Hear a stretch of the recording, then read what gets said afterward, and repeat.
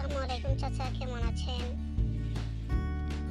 ওয়ালাইকুম সালাম ভাতিজা, কেমন আছো? এই তো চাচা আছি ভালো। তো শুনলাম আপনি নাকি নির্বাচনে অংশগ্রহণ করছেন। হ্যাঁ ভাতিজা, একটা কথা বলি, কারো কাছে কিন্তু বললো না। তুমি তুমি আমার ভাতিজা, তাই তোমার কাছে বলতেছি। হ্যাঁ চাচা, বলেন কি বলবেন, কি বিষয়ে বলবেন? সবাই তো নির্বাচনে দাঁড়িয়ে জান্নাতের টিকিট বেচতেছে। আমি কি করতে পারি? আমি কি নির্বাচনে অংশগ্রহণ করে ভুল করলাম নাকি? আমি তো নির্বাচনে জান্নাত টিকিটও বিক্রি করতে পারবো না, পাশও করতে পারবো না। বরং মনে হয় বড় ভুল করে ফেলেছি আমি।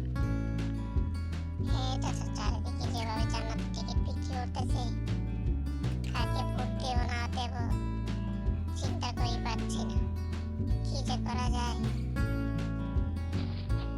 ঠিক আছে, তাহলে তুমি বাড়িতে যাও, আমি বাড়িতে যাচ্ছি, দেখা যাক কি করা যায়। ঠিক আছে তাহলে, ভালো থাকবেন, আমি বাড়িতে গেলাম। নির্বাচনে দাঁড়িয়ে কি যে ভুল করলাম! উফ, জীবনটা তেজপাত হয়ে গেল।